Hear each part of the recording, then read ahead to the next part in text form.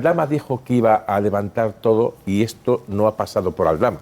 Esto ha pasado por Koldo. No, pero no es ha otro sido problema Aldama el que ha levantado nada. Y de momento sigue en libertad. Porque son dos es que hemos descubierto que había dos tramas paralelas. Es que es un problema añadido. Pero digo que lo que decía Aldama en plan guerrero del antifaz, que aquí voy a demostrar yo, de momento nada de lo que ha dicho ha servido para nada. Lo que ha motivado todo este escándalo son unas grabaciones de Koldo que ha mantenido durante 4 años. García le incautan en febrero de 2024 23 discos duros, 23 móviles, 10 discos duros, una tablet, un ordenador, 2 pen, un pen con una serigrafía que habla del Ministerio de Fomento. Yo creo que es uno de los pen en los que la UCO ha trabajado en el informe que conocimos la semana pasada. Y un año después, sorprendentemente, en casa de su hermano aparece otro pen con una serigrafía que decía Guardia Civil, Servicio de Información. Él intenta quitarlo de la causa, pero al final, en este caso fue la Audiencia Nacional, porque como bien sabéis hay una parte del caso Koldo en la Audiencia Nacional. La Audiencia Nacional lo desestima y dan trámite a la UCO para que se investigue. O sea, todo ese, digamos, material lo está analizando la UCO y lo que hemos conocido efectivamente es un informe. ¿Sabemos cuántos más hay? Lo lógico es que haya más. No sabemos que este informe puede ser, digamos, la consecuencia de 2 que estaban pedidos o de uno solo, con lo cual al menos uno quedaría. Tito, de contexto, yo me fijé ayer en una frase del presidente del Gobierno que quería comentar contigo, porque él dijo literalmente, después del verano veremos quiénes son los verdaderos delincuentes, porque hay 30 procesos judiciales abiertos. ¿A qué se está refiriendo el presidente del Gobierno? Bueno, yo creo que se ha referido un poco a los casos que están abiertos en diferentes juzgados, no solo en Madrid, sino en diferentes territorios de España, que podrían afectar directo o indirectamente al Partido Popular, en este caso, pues la propia evolución de los mismos, ¿no? Yo creo que si hacía referencia efectivamente a estos casos, estamos hablando, por ejemplo, de la operación Kitchen, que ya hemos comentado largamente en este programa, que ya está previsto el juicio en mayo-junio del año que viene, donde se sienta en el banquillo el exministro de Interior Jorge Fernández y su número 2, Francisco Martínez, entre otros, porque hay la cúpula policial de la época del gobierno de Mariano Rajoy también se sienta en el banquillo por el espionaje parapolicial a Luis Bárcenas, el extesorero del PP, que tenía pruebas y que esta brigada parapolicial quería recuperar, ¿no?, para destruir. Eso por una parte. También podríamos hablar de una pieza que hay en el caso Púnica, que está un poco, desaparecida, pero que pronto sabremos también la fecha del juicio. Estamos hablando de la Caja B del Partido Popular en Madrid. Es una pieza relativa a la presunta implicación del entonces secretario general Francisco Granados y el tesorero gerente del partido, Beltrán Gutiérrez. También está fijada, falta conocer la fecha del juicio. Ahí estamos hablando, efectivamente, de financiación irregular de las elecciones de 2011, afectaría al periodo electoral de 2011, y estaríamos hablando también, pues eso, del uso de fondos irregulares para financiar a través de constructoras, pues los gastos electorales de los partidos, cohecho, tráfico de influencias, los delitos tipos de este tipo de procedimientos, que lo estamos viendo ahora también en el caso Koldo. Después tenemos la propia evolución del caso Residencias en Madrid y del tema de la DANA en Valencia, porque esto nos va a dar un otoño bastante caliente. La instrucción en concreto de la DANA va muy veloz, va muy rápido. Yo creo que la instrucción de la DANA, probablemente en otoño tendremos ya un acto de procesamiento, de pase a procedimiento abreviado, y en el caso de Residencias, como hemos contado también, se está buscando los autores intelectuales de los protocolos, con lo cual son, digamos, asuntos que vamos a tener encima de la mesa en otoño, eso es evidente. La Caja B, tenemos que conocer la fecha del juicio próximamente, o sea, ya está fijado, ya están las penas, pedidas, digamos, la Fiscalía pide X penas, etcétera. Debemos conocer la fecha inmediatamente. Sí. Vemos que Sánchez salió al ataque porque en concreto habló del ático en Chamartín, comprado por testaferros. Rodríguez pues podía haber aprovechado, por ejemplo, para explicar esto. El gobierno de Ayuso subvenciona con 3.300.000 euros a una fundación de los Legionarios de Cristo tras sancionarla. María Molero. Sí, Jesús, lo has dicho bien. Hablamos de 3,3 millones de euros en subvenciones por parte del gobierno de Ayuso. En total, hasta 13 subvenciones en apenas 6 meses a una fundación creada por Legionarios de Cristo. Pero es que además, esta empresa, que depende de Legionarios de Cristo, son dueños de colegios privados de lujo. Colegios que cobran más de 1.000 euros al mes por alumno. Y son los mismos que fueron sancionados por no cumplir con un contrato de 524.000 euros que le dio la Comunidad de Madrid. La empresa no cumplió con lo que había prometido hacer con ese dinero y fue penalizada. Ahora el gobierno de Ayuso le premia con nuevas subvenciones. Jesús. Bueno, pues esto que contaba el diario.es, el gobierno de Ayuso subvenciona con 3,3 millones a la Fundación de los Legionarios de Cristo tras sancionarla. Dice que el Ejecutivo ha concedido 13 subvenciones en 6 meses a la Fundación Altius España, constituida por los legionarios, que incumplió un contrato financiado con dinero de la Unión Europea. Aroca. Bueno, ya me raya mucho, yo no soy creyente, pero me raya mucho que un cristiano denomine a una fundación suya Legionarios de Cristo. Bueno, pero bueno, cada uno nombra sus cosas como quiera. Pero también he escuchado muchas veces al Partido Popular y a sus socios de la extrema derecha, Vox, que hay que acabar con los chiringuitos y que hay que tener una administración higiénica, saludable y que gaste el dinero solamente en favor de los ciudadanos y, bueno, en una práctica del liberalismo incluso excesiva, en mi opinión, de que hay que prescindir de cualquier otra ayuda pública. Luego ellos no lo practican y están manteniendo en torno a su gobierno una red de intereses que en la mayoría de los casos son rayanos con la extremísima derecha y sobre todo con la extremísima derecha anticonstitucional. Que lo mire ella, que lo mire sus asesores, que lo mire también de camino el señor Rodríguez y de camino que lo miren sus votantes, a ver si están de acuerdo con que su administración, con sus impuestos, financien este tipo de chiringuitos ultracatólicos. La máxima esta que decía Julio Anguita de ustedes, si pueden elegir entre un gobernante de derechas honesto o uno que robe pero lleva la bandera comunista, elijan al gobernante de derechas honesto, en este país ahora mismo no se puede aplicar. Si hubiese ahora una oposición que no fuese la del Partido Popular, que no tuviese lo que ha tenido en su historial, que no diese esas ruedas de prensa tan categóricas en contra de la corrupción desde una sede pagada con dinero en B. Pero eso se podría aplicar al Partido Socialista, entonces, Alan, con los ERE, por ejemplo, que está condenado por los ERE. Si fuese de esa manera, claro, si fuese de esa manera, la transición también sería muy sencilla. Porque frente a este escándalo que ha saltado dentro del gobierno, dentro del Partido Socialista, pues podría decir el Partido Popular, tenemos toda la legitimidad del mundo para plantarnos aquí una moción de censura que, aunque no tuviese los números para salir, sí que plantearía a Feijóo como un líder posible frente al descrédito de este gobierno que ha perdido, en fin. Pero, sin embargo, lo que tenemos es pues un Partido Popular que es que no tenemos que hablar de hace décadas, que tenemos que hablar de hace 7 años, tuvo que salir con la cabeza baja del gobierno porque hubo una moción de censura precisamente por corrupción. Bueno, pagó por ello, entonces, claro, pagó por ello, digo yo. Bueno, pagó por ello, bueno, ¿no? Todavía quedan cosas pendientes.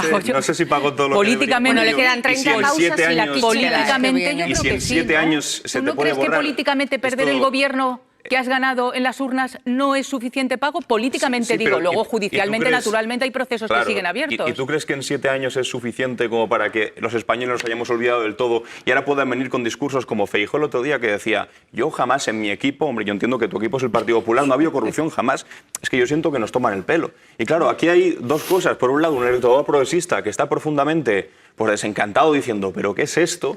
Pero al mismo tiempo otro electorado que está por ahí en medio diciendo, pero claro, pues que la alternativa tampoco me convence. Y eso es un escenario perfecto para la desafección, para que surjan otras opciones políticas. Pues pero entonces, ¿cuál es el proyecto? O para Vox, pero tened en cuenta también lo de Vox, que ahora dicen, no, nos han quitado la posibilidad que nos hayamos financiado irregularmente. Bueno, no, porque habéis pagado, porque os han condenado a una multa de casi 1 millón de euros, es decir, por financiación irregular. Es decir, la alternativa no está nada clara. Y precisamente por eso, y termino ya, el asunto de la moción de censura, y Sánchez evidentemente lo recuerda porque sabe que es una gran debilidad, es algo que les va a costar mucho, porque tú no puedes presentarte delante de todos los españoles en el Congreso diciendo vótenme a mí porque soy limpio. No está usted limpio. Usted llegó al frente del Partido Popular precisamente porque se cargaron a Pablo Casado porque dijo que no le parecía bien que Ayuso le hubiese dado a su propio hermano 300.000 euros, que es algo bastante desagradable. Entonces, es toda una conjunción de debilidades tan fuertes que a saber hacia dónde podemos ir, pero estamos bastante estancados en esta cuestión. Que insiste en eso de que somos distintos en la reacción, pues a mí hoy me ha sonado casi todo a cosas que ya he escuchado antes. Solo puede haber una pequeña diferencia que puede ser importante, y es que de momento, y parece que se descarta, no hay ningún SMS o ningún WhatsApp del responsable del partido a su secretario de organización diciendo hacemos lo que podemos, sé fuerte. Digamos, yo creo que es una diferencia. No sé si hoy es el día para hablar de eso, desde el PSOE, no lo sé. Pero en cuanto a poner los dos casos, primero, no hay sentencia judicial de momento, y segundo, en el otro caso, en la Gürtel, el presidente del Partido Popular de alguna forma está diciendo a tu tesorero, vamos a ver lo que podemos hacer para librarte, aguántase fuerte. O sea, yo creo que es distinto. Vamos. Hablando de la moción de censura, Javier, yo no sé si la constatación, las palabras de Borja Semper son una constatación de que al PP no le dan los números para presentar esa moción de censura. No le dan los números bajo ningún concepto. Vamos a ver, hay una argamasa muy importante que va a impedir que haya elecciones anticipadas, que es efectivamente que no venga un gobierno de Feijóo y Vox.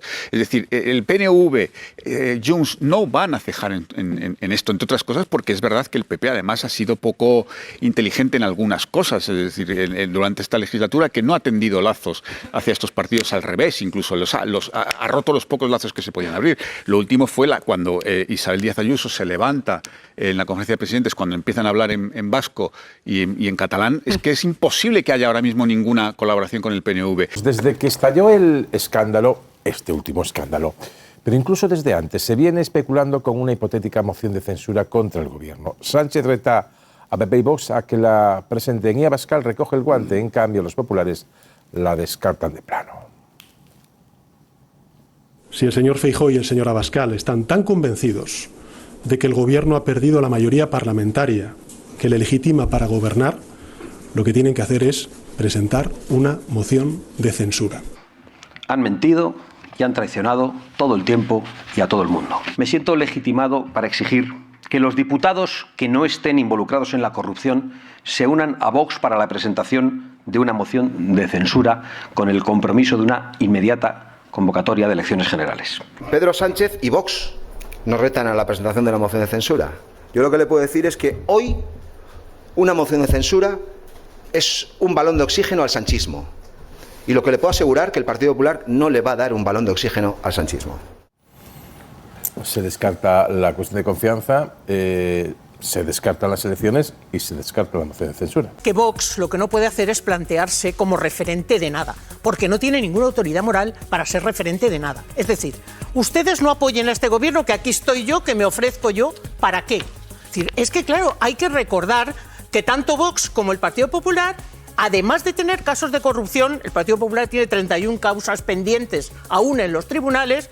En el Congreso de los Diputados han votado en contra del salario mínimo, han votado en contra de la reforma laboral, han votado en contra de la subida de las pensiones. Ese es el referente, no solo para la corrupción, sino para el modelo de país que están defendiendo. Hombre, vamos a ver.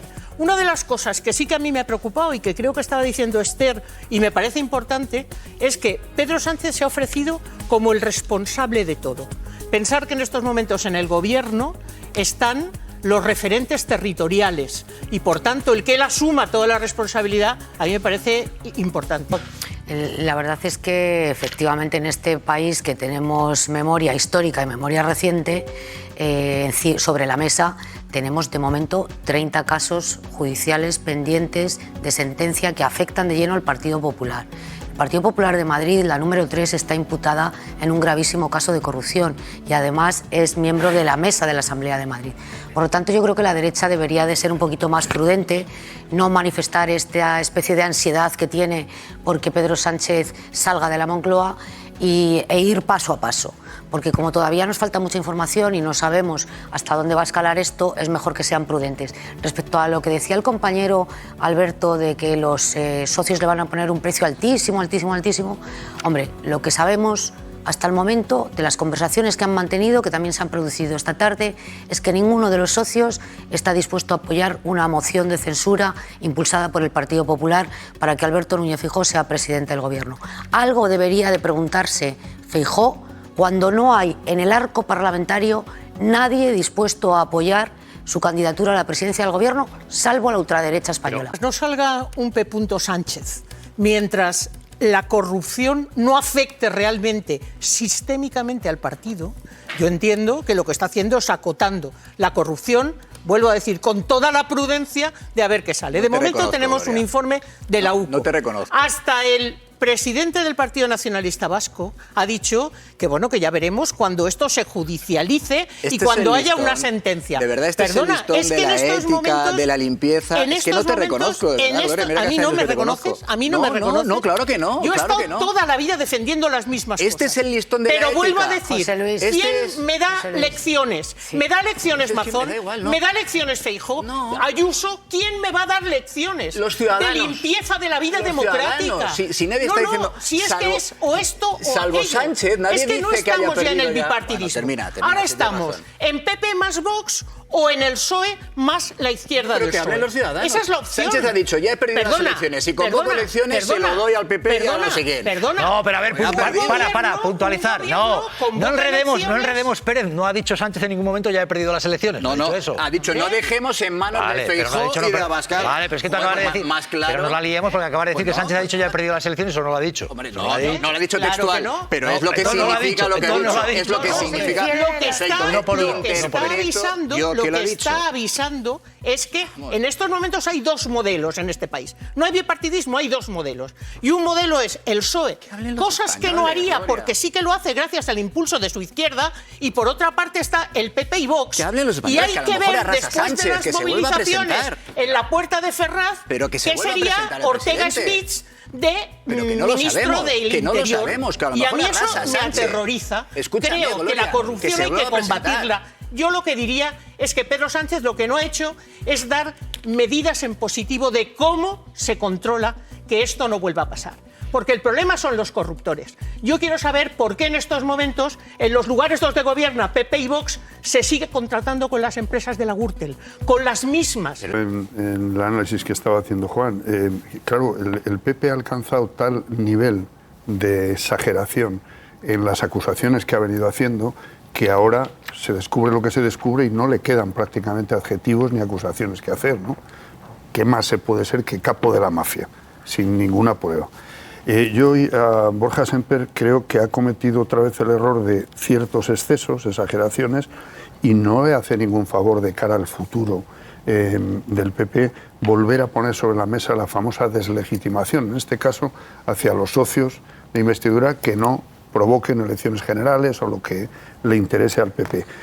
No es novedoso porque, claro, es que hemos vivido la deslegitimación del gobierno de coalición y en eso sí discrepo, porque claro que está sobre la mesa. Es que el PP ha mantenido la deslegitimación del gobierno de coalición desde antes de que se formara la coalición. Bueno, es decir, eso no desde lo ha dicho. 2018. Feijóo eso no lo ha dicho. 2018 lo ha mantenido siempre, desde Pablo Casado. Vox sostiene que es un gobierno ilegítimo e ilegal, lo dice Abascal permanentemente. No, Feijóo nunca ha dicho que sea gobierno. Hay una expresión de Feijóo en una radio, contestación a una pregunta que va un poco por ahí, cuando le pregunta a un líder mediático, digamos, de lo que sería la derecha más radical, si el Congreso se puede decir en este momento que representa la soberanía nacional. Y Feijóo contestó diciendo que, visto lo visto, ahora mismo no. Digamos que no, digamos, el término exacto es ese. Y el Congreso, te puede gustar o no, pero sigue siendo donde reside la soberanía. No, a ver, es que me parece importante el partido que aspira a volver al gobierno, hombre, deslegitimar al gobierno y a otros poderes institucionales, incluido el Tribunal Constitucional. Es que esto ha venido ocurriendo con insistencia. Y en ese sentido me parece que es un error, llegados a este punto, seguir con esa letanía. Es verdad que además de cara a su propio Congreso, siguen la pinza de presiones de Ayuso desde dentro y Abascal desde fuera. Y esto se nota. Y por último, yo creo que parte de los excesos tienen que ver también con una cosa que es novedosa respecto a otros periodos de confrontación, digamos, derecha-izquierda o PP-PSOE, que es que está fuera del tablero ahora mismo la economía. En otras ocasiones de elecciones siempre ha habido una confrontación en la que la derecha además siempre ha reivindicado ser el partido del rigor económico, de las bonanzas, etcétera. Claro, esa herramienta no la tiene porque es verdad que hay unos números de la macroeconomía que son indiscutibles. El crecimiento es indiscutible, es decir, la estabilidad, la creación de empleo, todo eso está fuera de... Parece mentira, ¿no? En una situación de tanta debilidad parlamentaria que no esté en los problemas inmediatos de la gente, salvo uno, la vivienda, que sigue siendo el gran atasco, a mi juicio, de esos avances en políticas sociales y demás, y está pendiente. Pero la economía se ha quedado fuera y por lo tanto se hace mucho más hincapié y por lo tanto hay más exageraciones en otro tipo de acusaciones, algunas de ellas sin comprobar. Hoy mismo a Borja Semper se le ha escapado. Sánchez lo conocía. Bueno, eso no tenemos datos ahora mismo de los que se pueda concluir tal cosa.